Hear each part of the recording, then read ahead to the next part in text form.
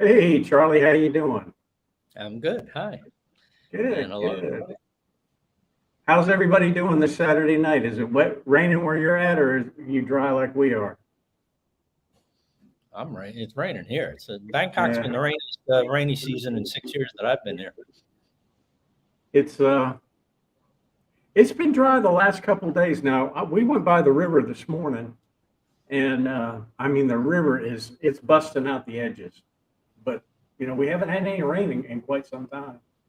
So I don't know. I think what they're doing is they've opened up the locks and all the water's kind of coming down in this area, and then it'll go out the wherever it goes. I think it goes down into the river in Bangkok, or floods the south of Bangkok. Who I remember. knows? But I remember being near the Chao Phraya River that you're talking about last year with you when you came down to yeah, visit, and yeah. uh, and I'm going back tomorrow because I'd like to capture some video of it at its high levels like that. It's a pretty awesome thing to behold, actually. It's up near the edge of its banks. Yeah. Just don't fall in. That's for sure. Yeah, really. They're still that actress that fell out of the boat. They're still squabbling over whether they're going to charge those guys or not. I don't know. I don't know what the end result's going to be, but the last I read, they put two of them in jail. So I don't know. Who knows? But anyway, our topic tonight's going to be um, the best places to live in Southeast Asia. And hey, Mona, how you doing? Um, and Charlie, you've probably traveled a whole lot more than I have around Southeast Asia. Me, I'm kind of partial to Chiang Mai. I love it here. And when I moved away, I got sick and I had to come back within 3 months. And you know, this place just fits me like a glove. Now, my second choice, and I'll get into some of the reasons why I love Chiang Mai, but my second choice, if I had to leave Chiang Mai or leave Thailand, would be Da Nang. I mean, I fell in love with that city when I was there. Everything about it, I liked.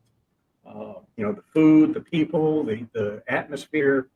It was really nice. But for Chiang Mai, for me, it's almost like being in Tennessee. I've got the mountains off to the left. I've got the river to the east. Uh, the rice fields around me. I go out my driveway and make a right hand turn. I'm right in the middle of the rice fields. If I make a left hand turn within 10 kilometers, I'm right in the heart of the city. And we've got hospitals here. We've got all the food here that most of the people see what I eat, so they know I eat good. But and that's why Chiang Mai set with me. Now you're in Bangkok. Let's hear your side of it. Well, I'm a city boy, so I like big cities. Not that Chiang Mai is a small city, but Bangkok is the epitome of a big city. And I'm an old New Yorker, and I tend to gravitate. I like the country too, but I get bored after a few days. I'm like, all right, I want to go back to the city. It's just kind of my nature. Uh, but in line with what we're talking about now, I had an interesting experience over the last 2 days. Uh, and I don't know, I hope this fits in. It kind of does with my way of seeing what we're talking about.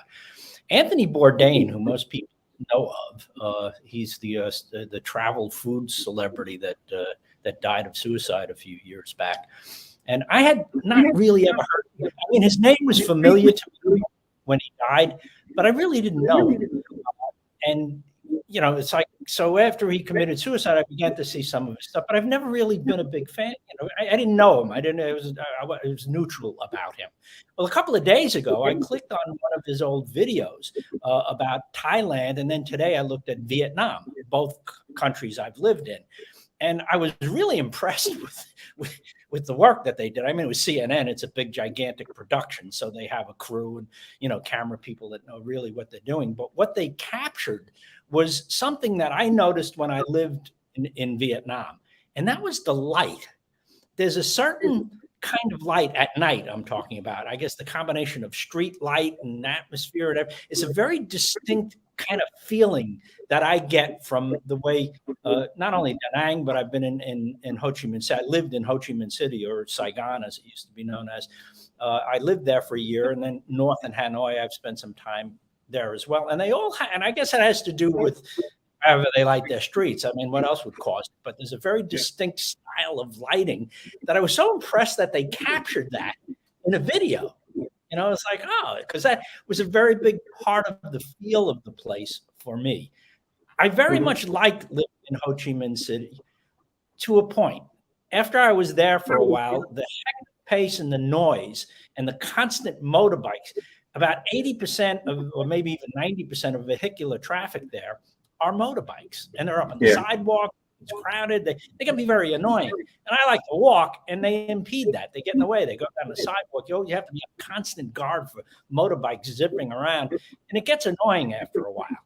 But I did love the food there and the people. The people were really warm, which I was surprised about at first, given that I'm an American. But, you know, they were very welcoming to me, and at least in Ho Chi Minh City, a little bit less so. They were a little more standoffish in the north, but still friendly, you know, still welcoming. But I felt warmly embraced in Saigon. It was like it was a good place to live. But when the time came where I had to make a choice, I had an apartment here in Bangkok at the same time. It was a small studio that a friend of mine used to rent out on Airbnb, and suddenly the building, that the apartment was in wouldn't allow Airbnb anymore. So I had to make a choice because I couldn't afford to keep both places at Airbnb. And after a lot of thought, I went to Bangkok just because it's a more modern first world city with a lot more amenities. When I was in Saigon, Saigon was the first city that we visited in Vietnam. We went to Saigon, stayed there for a week, and 2 or 3 times I dealt with people that were, talk bad about Americans, in the war, and it was more of a situation where they were upset because we left, and I didn't get into the mechanics with them. I didn't discuss it with them. I just got that feeling from them. But when I went to Hanoi, I expected it to be 10 times worse. And when I got up there, I mean, the people were just amazing. I mean, just super, super friendly.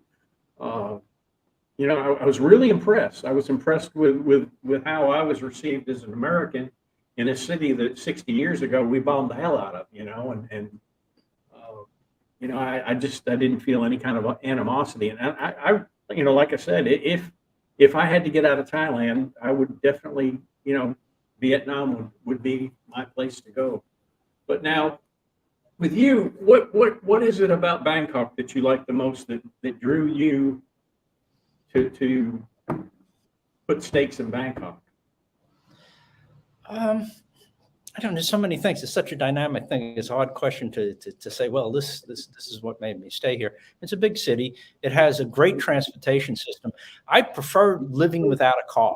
I did that when I was in New York. I lived in Manhattan. And while I did own a car for much of my life back in the States, in the years just prior to leaving the States, I was living in New York without owning a car. I actually gave my car to my daughter, and she had it for another 10 years. She got some good use out of it.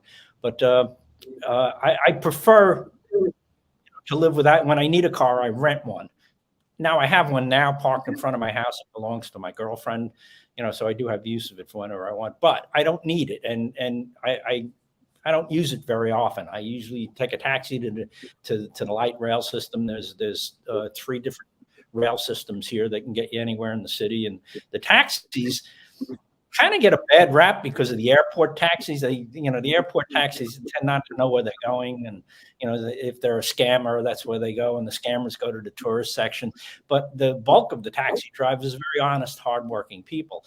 And I live in an area that's away from the airport, away from the tourist areas. So the taxi drivers I get here are all very nice, hardworking folks that are just fine. I have no complaints about the taxi system. And they're cheap. They're really cheap, actually. I give them big tips because, in New York, what they're charging me here for a short trip to the rail system, which can take 10 minutes when there's a lot of traffic, it's about a mile away from here. And in New York, that would cost you about $10 on the meter right now. And here it costs, what do I get, 60 baht. So it's less than $2. It's like $1.75 at this current exchange rate. So I get a big tip because it's like, it's cheap. It's just cheap to take taxis. The rail system is nice. People are polite. It's clean. There's no crime. It's like so much better than New York. And Bangkok also it's an airline hub. I could fly from anywhere in the world out of Suvarnabhumi Airport. And I had access when I was traveling more frequently prior to COVID. I lived in Singapore and I have friends there, so I like to travel there. I lived in Vietnam. I like to travel there. I also lived in the Philippines for a short period of time. So I have access to all of those places to get there easily, with Suvarnabhumi Airport. I like the food, the people, and I landed in a good spot here. I have, a nice house that I rent for not too much money, and I wound up with this family of Thai people. By the way, there's a guy named Samuel made a comment. I'm speaking of the people that I live with. Thank you, Samuel. That was a very nice comment. Those girls, he commented on the video and the photographs I was taking of all the girls. And 2 of them are my girlfriend's daughters, and the other 2 are nieces. And, they're all Instagrammers these days. And I give them a little stipend. I pay them a little bit to be models for it. And they love it. It's a great day for them. They make a little money. I get to photograph some beautiful young women. And so, yeah, thank you. I appreciate that, Samuel. You're living a good life. And John asked, how easy or difficult is it to meet and make genuine friends as an expat in Chiang Mai? It's really easy. After you've lived here for a while, you'll run into people and you'll talk to people and you'll develop relationships with them, and it's all what you want to put into it. If you want friends, you'll have friends. If you don't want friends, you can, you don't have to have them. But people are friendly here and get along real well. I don't have any problems at all finding friends. With me, my friends are like Charlie down in Bangkok and Brian down in Pattaya, and I've got a couple of friends, in Phuket and stuff. And, we talk on the internet. You and I talk almost daily. I mean, and that's just how it works. But you'll meet people, and you'll meet people through Facebook, and it's very simple. It's not a hard process at all. What's he say? Well, one of the things about the expat community is we have something in common. We're foreigners in a foreign land, strangers in a strange land. Remember that book? Yeah. And and so that's you have an immediate commonality with folks. But I found that to be true in Vietnam as well. The expat community there was an expat community there that I got to know a few people, and certainly in the Philippines, there's a lot of retired guys in the Philippines. Although I didn't care for the Philippines. It's really a third world country. I mean, the lights go out, and the more I'm researching the Philippines, I'm glad I didn't end up over there. I only spent 6 weeks there, and I was out in the provinces. I didn't like Manila at all. Manila was a scary place. Being a city boy, I have a good radar for urban danger, and it was going off a lot in Manila. It was a dangerous place, Manila. The only city I felt more cautious in my travels was Mexico City. Mexico City, when I was there, I wouldn't even go out at night there. That was, I was clearly a target there. And that's not true in Manila. In Manila, it's just, it's a lot of poverty. And, the level of lawlessness isn't completely out of control. I mean, New York has its neighborhoods as well that you have to be careful in. But that doesn't exist here in Bangkok. Well, it exists very little here in Bangkok, and same in Ho Chi Minh City. They were safe cities, and of course, I lived for 4 years in Singapore. When you talk about safety, it was like crazy there. I watched a woman in Singapore. I was sitting at a cafe table outside of a McDonald's, and people would come and put things on the table to reserve them, and then go into order whatever they order at McDonald's and come back out again. It was outside the store, and she put down like a $600 Coach bag on the table and walked inside. And I was like, holy crap! There's not a lot of places in the world you could do that, right? Yeah. Put a really expensive, that wouldn't work even in the good neighborhoods in New York. That wouldn't work, and it was then I was there a few weeks, and I got it. It's like that urban radar for danger that I haven't needed there. it was the safest place in such a city I'd ever been in my life. I've been to rural places in the States that are like that, but never a city. And I loved Singapore. I liked Singapore a lot. Now, the problem with Singapore for retirees is it's expensive. It's an expensive place. That's what I've heard. Yeah, it would cost about the same there than it would to live in New York. But the problem was I was working there when I first landed. And when I retired, the people I was working for went out of business, and it was time to retire anyway. So they didn't have a visa for me. Like without a work permit, I couldn't stay there anymore. So that's when I started looking in other places. Yeah, he says Singapore has a huge ingrown respect for personal property and people. Yeah, in Singapore, I believe they cane you there if you get out of line. They'll cane you on the streets. So I imagine that would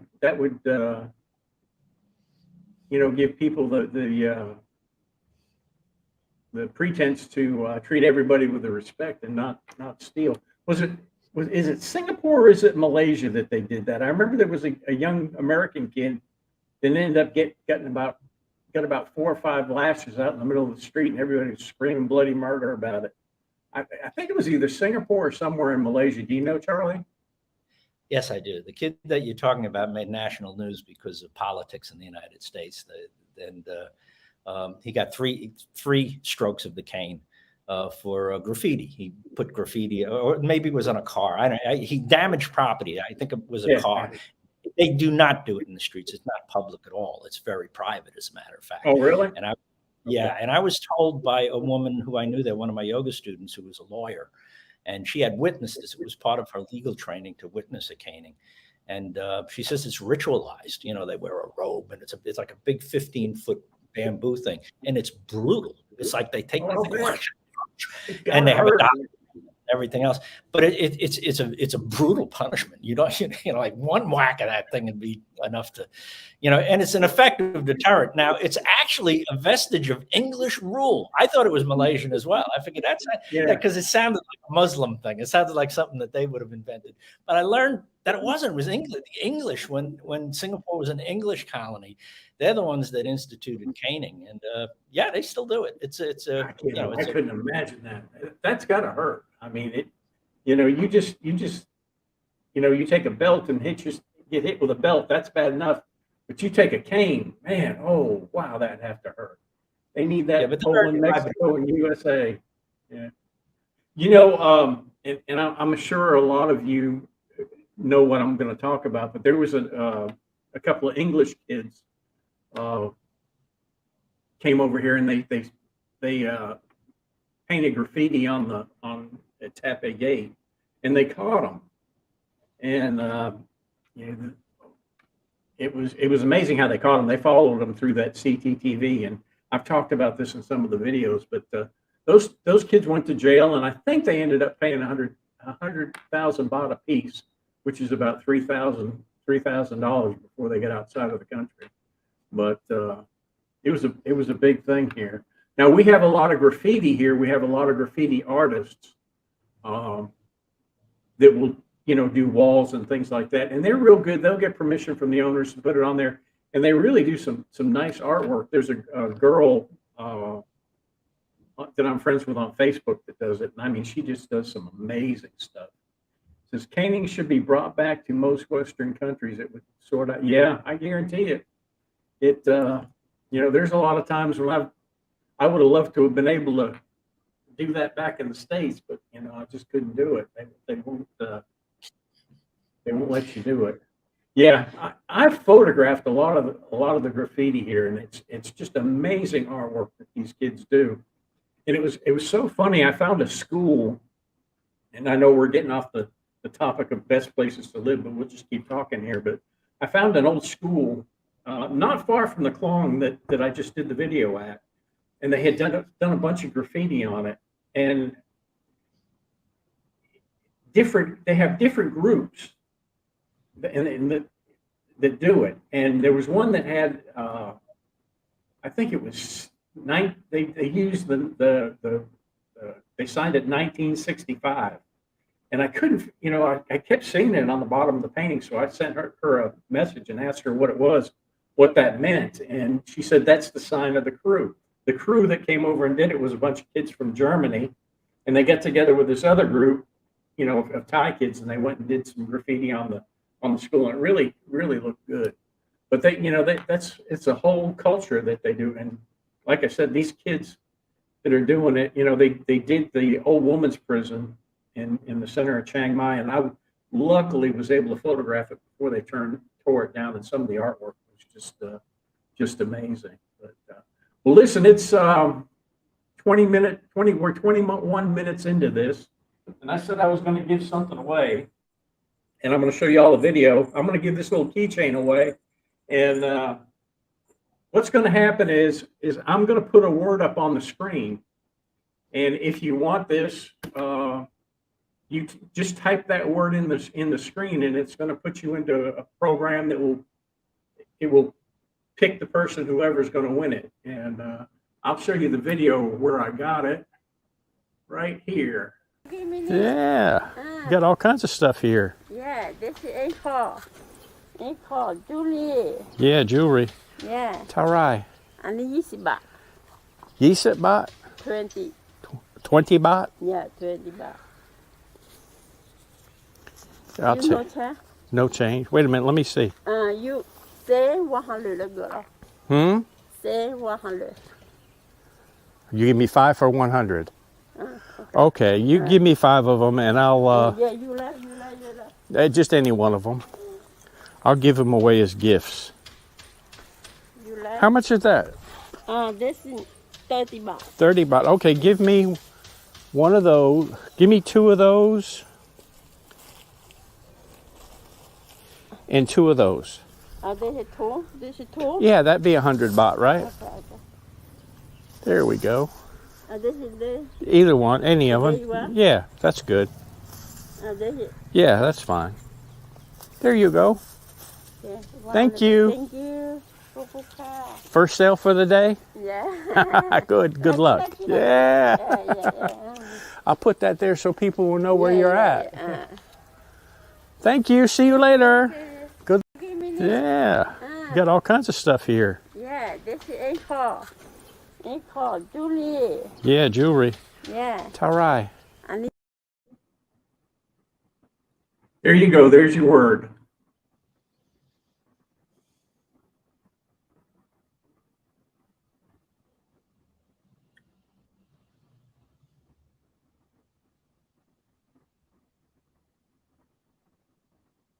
Nobody's typing it in.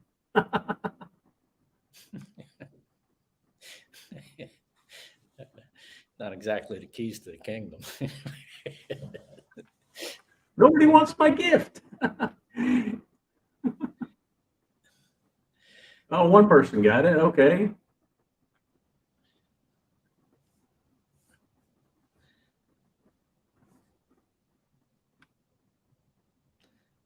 Three. That's funny. Let's see how many more we get. We got to at least get it up to about 5 or 6, and then I'll draw it.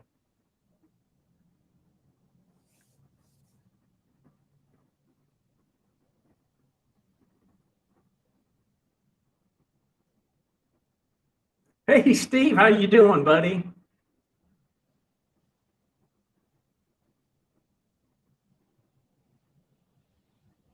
Whoever ends up winning it, I've put my email address down in the description of this video when it goes up.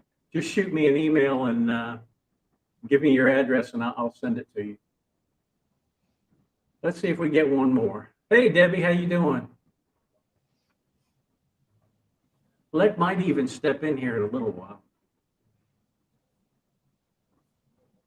Okay, well, we've only got 3. If you want that keychain, just type "I want it" in the comments, and it'll enter you into the draw. And when I get to 5, I'll draw it.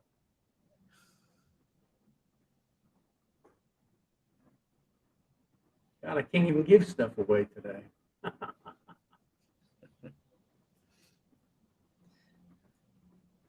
Hey, William, how you doing?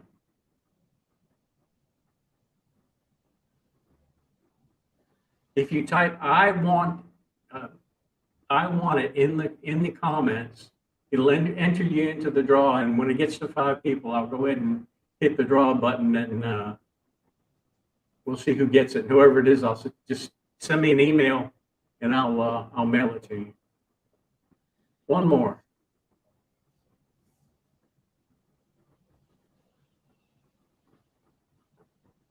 Okay, there's 5. Let me get over here.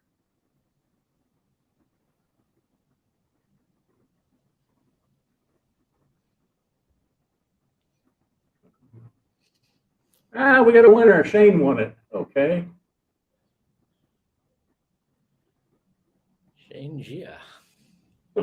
Shane, if you'll just send me an email, I'll with your address, I'll send that off to you. And we may have another one before the end of the show. I've got a few other things that I can give away as well. But gosh, we've got a lot of people coming in from Facebook.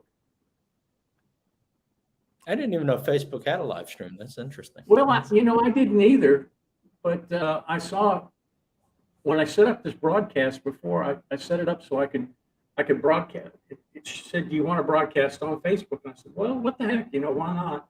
And then we're also broadcasting on Twitch TV, and I don't know if anybody can see us there or not.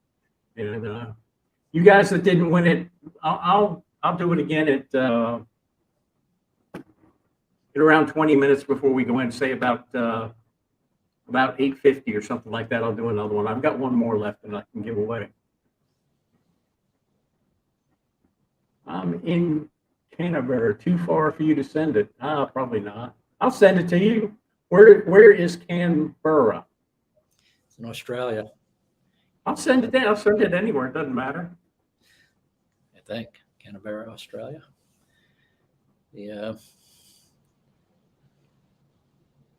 I don't know if Steve's still watching or not. How are you doing down there? You're in Florida now, I think. Steve is a retired judge, and then when he retired from being a judge, he decided he was going to be a prosecutor, be the prosecutor for Bradley County for 8 years. He did that, and then he finally retired, which is good. Great guy. And matter of fact, he came up and stayed with me for a week. Him and his wife did. Here comes my other half. I hope you say why. Yeah. You got to get a chair though. Okay. Hi. So I think 2032. And we've had Steve's come in, Williams come in. All your family. Yeah. We got a bunch of people come in. Things are so much cheaper for U.S. Westerners that it's just a matter of the country you like more. They're all safe. Vietnam, Thailand, and Philippines are great. Yeah, I felt safe. I feel safe here, and I also felt safe in Vietnam. Now, I haven't been to the Philippines. I'm going back. I actually just started studying my Tagalog again today because I'm headed back to the Philippines in January for, I'm not sure how long yet. I'll decide when I get there. But I'm going back to the States in December to visit my family. Then I'm traveling cross country on Amtrak. That should be fun. And I'm flying from San Francisco to Manila to just, do a little tour of the Philippines. I don't even know where I'm going yet. I haven't planned out that part of it yet. But I did start my Tagalog lessons today. Nakakaintindi ako ng konting Tagalog. For any of you might understand that. But, as for the safety of these places, Manila was problematic. I've been there, I don't know, it's close to, I guess, 8 years now. So it may have changed. That last guy was the law and order guy. So maybe there was the president. So maybe there was he made a difference. It's possible. But outside of the city, I felt perfectly safe. The Philippine people are very nice people. I was thinking about this, talking about crime in these places that we're saying, and given that you tell crime stories on your channel, I was thinking again back to Singapore. I was friends with the cop there as well, one of the Singapore police people, and I used to tease him all the time. I said, "What do you guys do?" And he used to laugh, and he said, the only real crimes they had there were related to gambling, people borrowing money from loan sharks, and spousal abuse, and that was pretty much all. You know, there was an occasional major crime, but they were very infrequent. You know, it's not the kind of place people go to commit crimes. And I was just thinking, you'd have a hell of a time trying to do a channel like yours. You'd have no stories. Steve says to say hello. Hello. He said, I'm still here. Great to see Lex. One look like the one on TikTok though. We were talking about that today. It's so funny. You know, she does those TikTok videos, and she uses an app, and I don't know exactly what it is, but No, it's just on the TikTok. on the TikTok, and she says, people see me and they see me. It looks like I was when you met me 20 years ago. But, it's kind of funny. Is Chiang Mai safe? Yes, Chiang Mai is a lot safer than Chicago. I can promise you that. You never been to Chicago? I don't have to go to Chicago. All I have to do is read the news every day about the flights or the shootings. I'm going to be in Chicago on January 11th, I think. And I'll probably be there for 24 hours. But on January 11th, my limited experience with Chicago, it'll be so goddamn cold, even the criminals will be indoors. I'm going to pick my Amtrak train. Yeah, you know, the flights to Thailand are expensive now, and even the flights inside the country, same thing. You know, we're seeing an increase in the cost of, you know, just to fly in country as well. I think everybody's seeing that everywhere they go. Good morning, Nevada. Okay. You don't love me. Short was, yeah, that was good. We have a lot of fun doing that, and I hope nobody ever takes any of those things seriously. I mean, the thing about the car and all that, it was so funny. I put that on Facebook and said something about she didn't get the car, but she got the broom. And Leck and I have a running joke about her getting a broom. But, yeah, that is what it is. Flights to 6 months. Oh, here she's got a chair now. We're in trouble now. Everybody can see her. But does anybody have any questions? Ask some questions about living here. We'd be more than happy to answer them. Yeah, you know, that was the saddest thing that I'd ever seen, the way that people acted in Chicago during, you know, prior to the election when they were rioting. I just couldn't believe the things that I saw American people doing. And it was being condoned by you know, the people that were supposed to be protecting everybody. You have to answer that. Gensong. Gang Som in Chiang Mai. Yeah, Gang Som is everywhere. Oops, what you doing? I hit the wrong button. That's okay. Okay. See, now I tell you, would love to see Leck do a street walk with you, interacting with the locals and taking you to some hidden spots. I told you. You already been on the hidden spot. You don't want to go on a hidden spot. Actually, I probably know the way around the city a lot better than she does. But Yep. as far as interacting with the people, you know, she does a much better job with that. At some point in time, we'll do that whenever maybe football's over or something like that. I'll drive Football her. never over. Oh well, fat chance getting you out of the house. She loves her football, but we'll have to wait and see how that happens. Now Charlie. Did you get my message about the Atlanta hotel? Oh yeah, I did. I was like, should I know is that a special place? I'm not. Yeah, familiar. that's that. Remember that hotel from back in it's one of the oldest hotels in Bangkok, and they've left it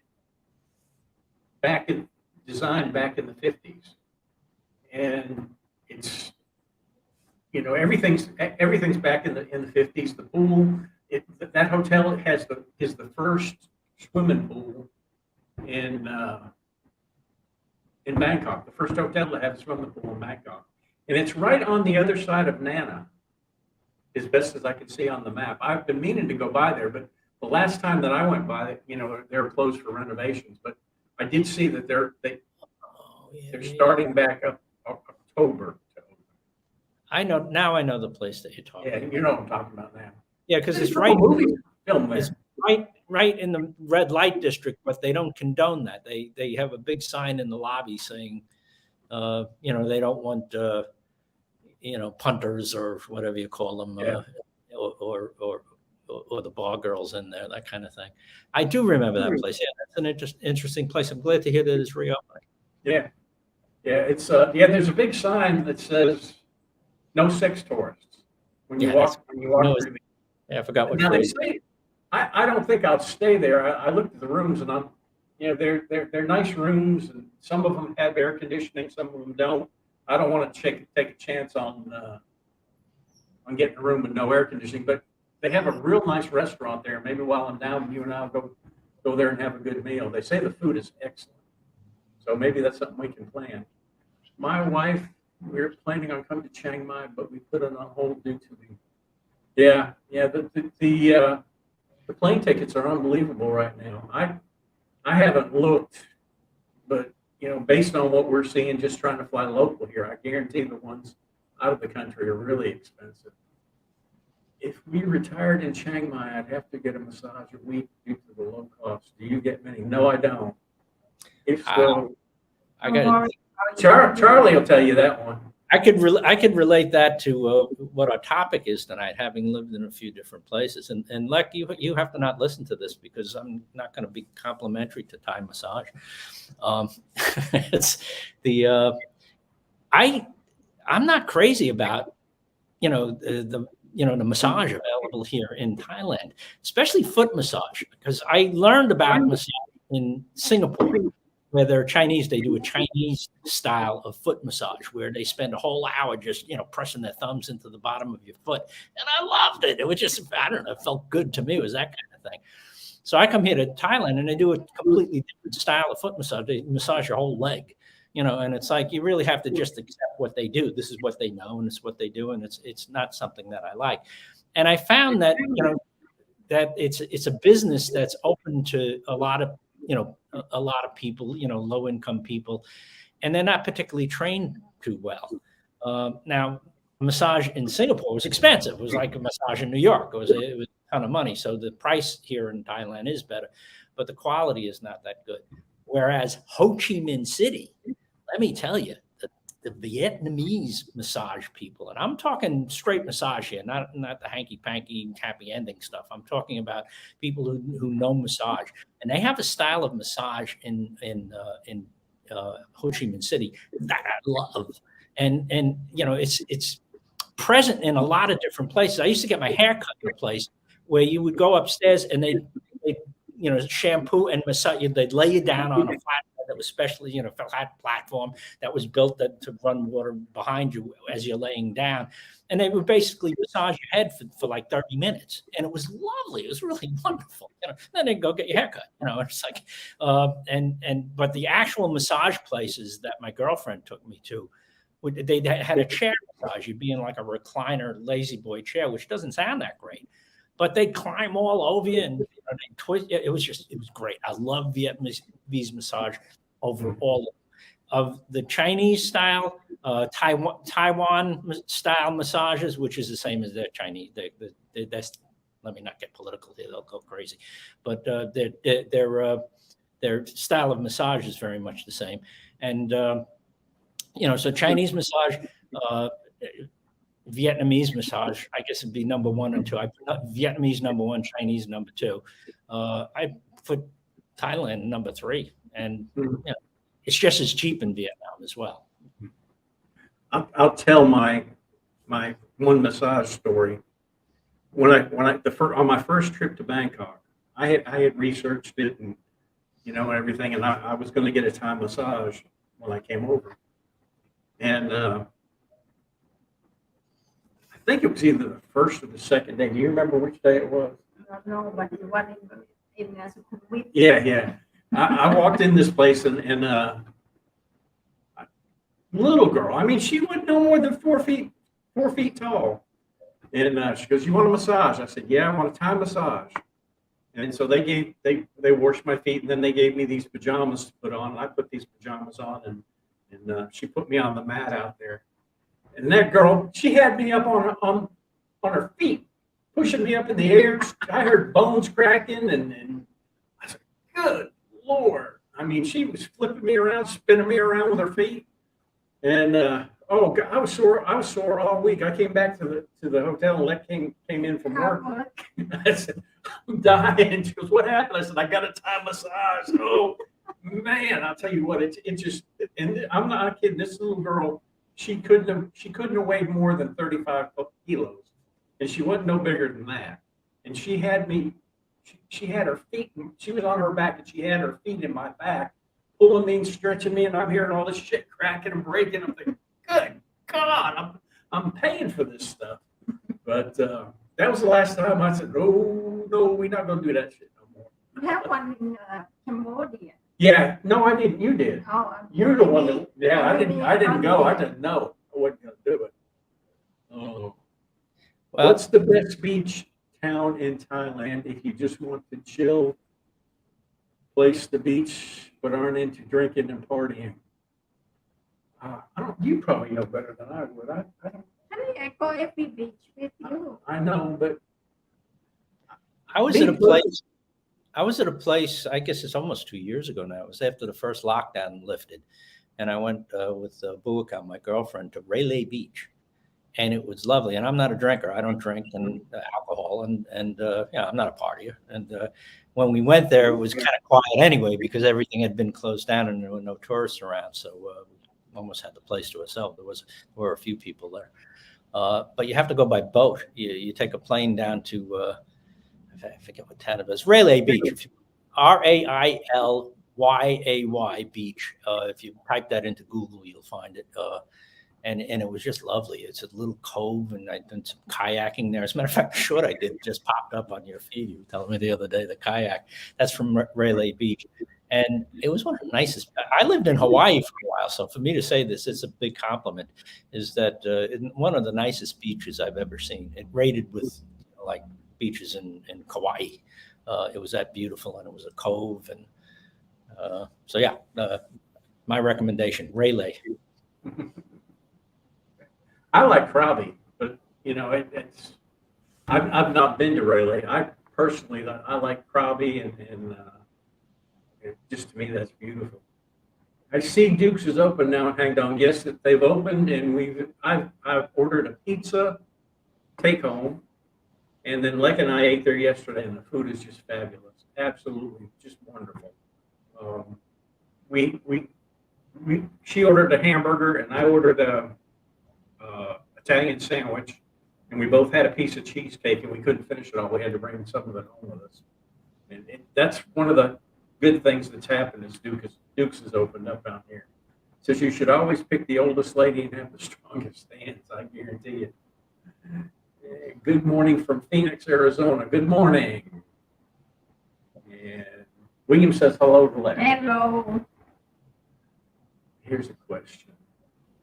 Okay. Sending 65,000 baht to start accumulate in the bank for the retirement. What is stopping? I really don't know. I got that one. Okay, I'll let you answer that one. Let's spend all my money. Because I haven't seen anybody. I could almost read this guy's mind. He's probably thinking of a scheme that I was hatching up for a friend of mine.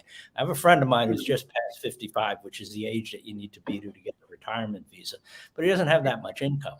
He's lived here before, and he wants to come back. And so I was thinking about that. I was like, why can't you just get somebody to send you the money every month and send it back to them? Because he actually has very wealthy people in his family that I think would be willing to do that.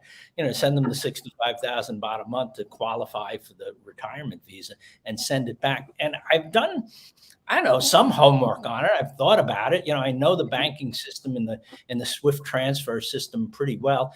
I do that every month. I have pension money that I collect in my bank. I have two banks in the States, and I get my fire department pension, Social Security, and most of that money stays in the States. But I'm required to bring in a minimum of 65,000. I usually bring in about 100,000 or a little more because I spend a lot of money here, but more money than 65,000 anyway.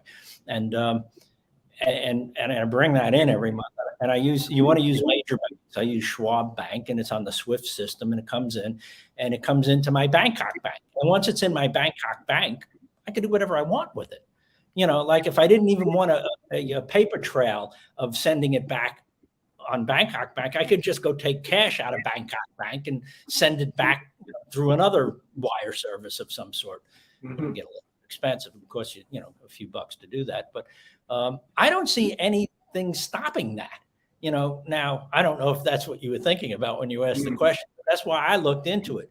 You require, for those of you that don't know what I'm talking about, to get an A visa or an AO visa, I think it is a retirement visa. You have to be over 55, and you have to transfer foreign currency of a minimum 65,000 baht a month which is under $2,000 a month now with the exchange rate in the U.S. dollar. And you have to do that on a monthly basis, and they check that very carefully when they're approving the extension of your annual retirement visa. I have to do this every year. And I go with a printout from Bangkok Bank, and they check off and make sure there's at least a minimum 65 coming in for each calendar month. So that's what's required to qualify for the visa. What's preventing you from taking that and sending it right back home? I don't think anything. I can't see any reason why you couldn't do that. I think you can. You possibly could do that. Now, with mine, I do the same thing you do, Charlie. But when I go to immigration with my bank statements, I also have to bring a statement from my Social Security and also from my pension company that states that every year I get X amount of dollars per year.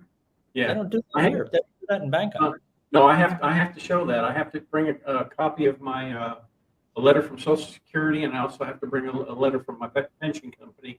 The letter has to have been within 6 months of when I go to get it. So they want to make sure that you have that much income. But that's still not saying that I couldn't turn around and send it back out again. Are you still using Wise to transfer? Yeah, I use Wise every month. That's probably why they're requiring that. If you send it in on the system, they don't require that in Chiang Mai Tana. Oh, no, they do here. Yeah. So it can be used properly to invest instead of the 6,500 that you bring in every month, you can spend it on whatever you want. They don't care what you do with it. In other words, wait a minute. Wait, just make sure we're on the same page here. There is another option rather than the monthly transfer in, that you have to have rather than transfer money in on a monthly basis. You can put aside, I think it's 200,000 baht. I'm guessing at that number. 800,000. Okay, 800,000 in a Thai bank, and you can't touch that. That got to stay there. Yeah, that you can't mess with. Well, and this is. They say you can't touch it, but I've heard that you can touch it. But 3 months prior to you going for your extension, the 800,000 has to be in there consecutively each month for 3 months. Now, I don't know. And that's another situation that we run into here sometimes is you go to one immigration office and they'll have one set of rules. You go to the next immigration office and they have another set of rules to go by. So it's kind of hard to tell. But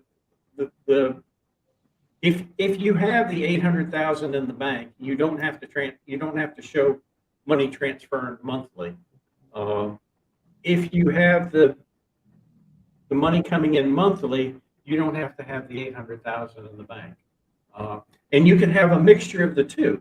Like you could have 400,000 in the bank, and then you could transfer, say, half of the 65,000. You can have a combination of the two.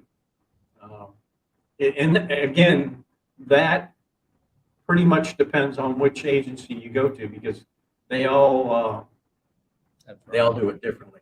Duke's by the Iron Bridge is exactly like the one at in Hangdong. Perfect. I mean, just great food. We had ate there up until they put the one down here. The menu is the same. The quality of the food is the same. It's excellent. Okay. I had 1 million baht, and just a few days ago, I had friends wire it back to me, and I received the last of it. I had 3,000 baht in the same account. Okay, I don't really understand what you're asking me there. Let me read it again. 1 million baht. And just a few days ago, I had a friend swift wire it back to me, and I received the last of it. Yeah, well, if you only got 3,000 baht in the bank, you're going to have 800,000 in the bank for at least 3 months before you go to get your extension. Go for 10 years visa. Yeah, go for a 10-year visa like Greeny's going to do. Yeah, a retirement visa is over 50. Yeah, that's way in my rearview mirror. Ate at Duke's Ironbridge 3 days ago. Small pizza is 18 inches, so go hungry. I'll tell you what, I get the 14-inch one, and that's all I can do to. I can eat it, but it takes me a little while. The pizza's really good. I'm really happy with it. Anyway, well, we're at 8:52. Let's give away another keychain. Let me get the thing out there, and I'll put the word up, and you can whoever wants it, just type in the word.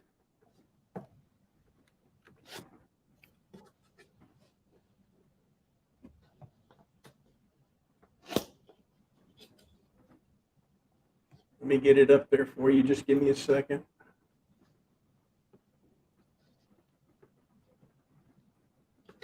And you're good at it. Hey, I'm getting good. There you go. Yeah. Should be where you can see it. Just if you want a keychain, type that in, and when we get enough people there, we'll I'll spin it again and see who it picks up. You got to type it in. Give me. Nobody wants it. Greeny said he was running a little bit late. He might come in. I don't know. But wait till we get a few more people that want it, and then I'll spin it It's again. not only a normal keychain. You take it to the monk and those powerful things and make it special. Special, yeah. She says Yeah. a special chain. It's lucky. Yeah, they already saw where I bought it. I played the video where I got it. Yeah, but after that, you can bring it to somebody that's Yeah. got the power. That's what they The want. word is give me. Just like it's on the screen. Just type that in the screen.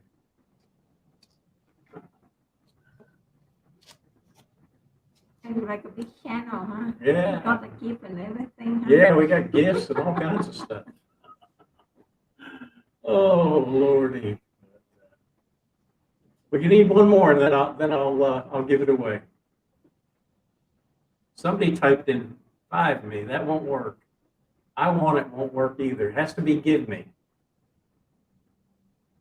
Couple of that. 1, 2, 3. I got 4 of them so far. We need one more. There we go. There we got 5. Okay, it's going down.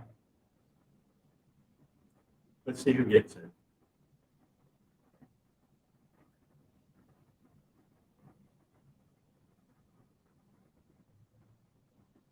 Hey, there we go. We got a winner. I like his profile picture. Yeah, me too. That's so good. cool. Okay, if you'll just send in the description of this this video after it posts to YouTube is my email address. Just send me an email and give me your address, and I'll mail it to you.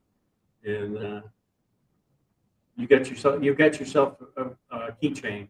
And if you'll go back through, I think it's the 3rd video back, if you haven't watched it, it's where I walk along the Long and I buy it from that little old lady that was so nice. I couldn't get by her without buying something, but she was real sweet. And the funny thing about it was I went further on down, and I didn't realize it, but Leck told me I ran into some more people selling stuff, but all I had was a 500 baht bill, and they didn't have any change, and they were offering to give me their kid. I mean, they were just joking, but it was fun. But that place down there is going to turn into be something really neat. Next time you come, Charlie, I'll take you down there. We'll walk through there. But, it's attracting people around Chiang Mai. We went by the other day, and you can't. There's no place to park there. You've got to park down the street and walk over to it. Any place new is attract people. Yeah. People just want to check in. Hey, I'm here. Yeah, yeah. They check in on the internet and all that. My recent trips, my trips to Chiang Mai, I've made 3 or 4 trips in the last 2 years to Chiang Mai, and that has given me what is now my impression of Chiang Mai. And like I said earlier on in this video, in this live stream, I watched an Anthony Bourdain show, and that's where he was. He was in Chiang Mai. And what I took away from that particular video of Anthony Bourdain was just how vibrant and filled up the city was prior to the whole pandemic stuff. I was like, it was a little sad for me to watch. It was a really well done video. It's nice to have a professional staff of videographers, I guess, following you around. But it really captured just how busy a place it used to be compared to what it is now. I hope it comes back. Yeah, after you mentioned that, I think it was today or yesterday or today you told me.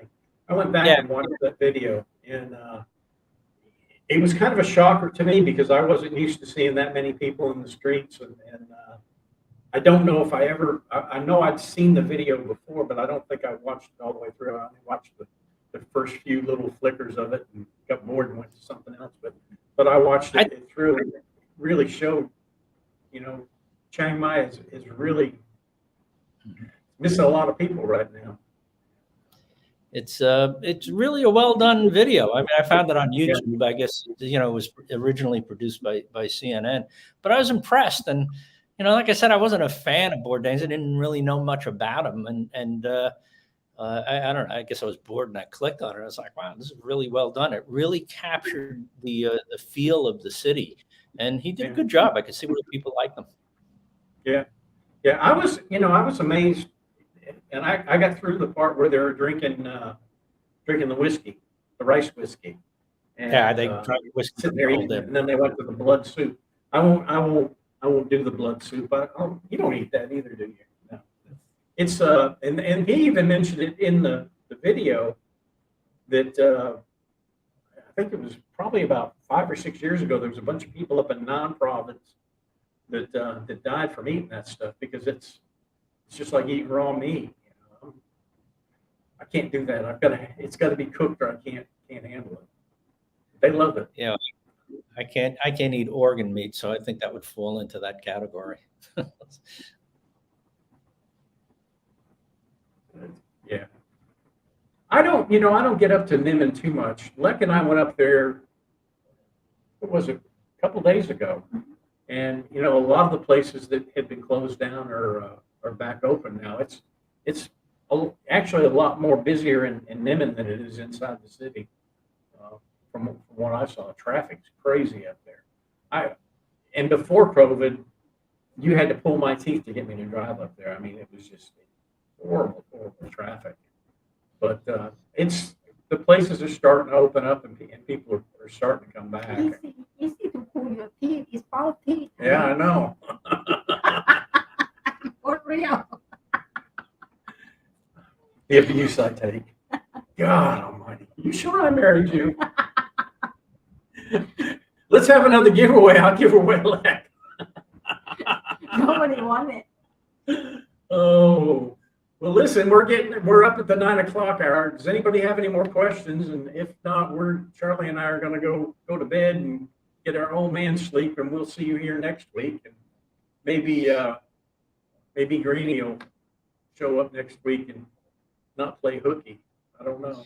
Hey, I exchanged emails with Pete from Irish Times just a few days ago, and he says he's going to be popping in one night too. So Now I don't know if I did on this one or not, but I kept sending them. I send this thread out to about 4 or 5 different people. Anybody's welcome to come in. If anybody's got a channel and they want to pop in, to shoot me an email. I don't mind putting them on. But yeah, Pete's kind of got his hands full right now. I've seen a couple of his last videos, and they're doing real well. I like the way he interviews people. He's when he does it, he's not actually interviewing. It's more like he's allowing them to talk and tell their story. He doesn't, and then he'll poke here and poke there, and that's about it. But he does real good. I wish him all the success in the world. We'll see you again. Hopefully, we'll see you next week. Well, folks, we're going to sign off. If you use 108, wait a minute. No, I don't use 108. I usually ride out to the river, and then I'll ride along the river to get up into town. And it's a lot safer, and it's a lot easier for me. Plus, I love to ride along the side of the river. It's a beautiful ride up there, and it's funny when we go up there. And I'll tell this story on life. And you remember the what's the name of that place? McKean Hospital. Oh. She freaks out every time she sees this McKean Hospital, and we'll go by there, and we'll drive by, and she'll look over there and she'll go, spooky. But and the thing was, we had to go there one night about 9 o'clock at night. She had to go to the bathroom, and she disappeared. And now you have to understand this place. It's when you get inside the ward there where they keep the people, and it's dark outside, you can't see anything. It's really spooky. But she came out. I mean, she was just white as a ghost. I said, "What happened?" I had to use the bathroom. So anytime we drive by there now, she's kind of hunkered down. So when we go by there, I would say, "There's the hospital over there." But anyway, well, listen, we're going to close out. No more questions. We appreciate everybody that came in, and like I said, we'll be here next week, and I'll announce it probably Tuesday or Wednesday what the topic will be. And I appreciate everybody coming by, and you people that won the gifts. Like I said, my email address is in the description. Just send me an email and with your address, and I'll get them out first of the week to y'all. And we'll have something else next week to give away. Charlie, we'll be talking to you soon. You sent a video suggestion to my email. Okay, I'll get that. And we'll talk later on in the week because I'm coming down to see you pretty soon. Yeah, looking forward to seeing you. YouTube blocked it. Okay. Okay. Yeah, I'll tell you what, if you can go into YouTube, and if you have a problem, get me that way. I have another email address that you have to go through a bunch of steps to get to. You can send it to me there. YouTube blocks a lot of stuff. I have got the filter set so high on the comments to keep the nasty comments out, and cuss words and links. If there was a link in it or something like that, it automatically throws it out. Yeah, email it to me and I'll get to it. Type your email, please. Okay, let me see.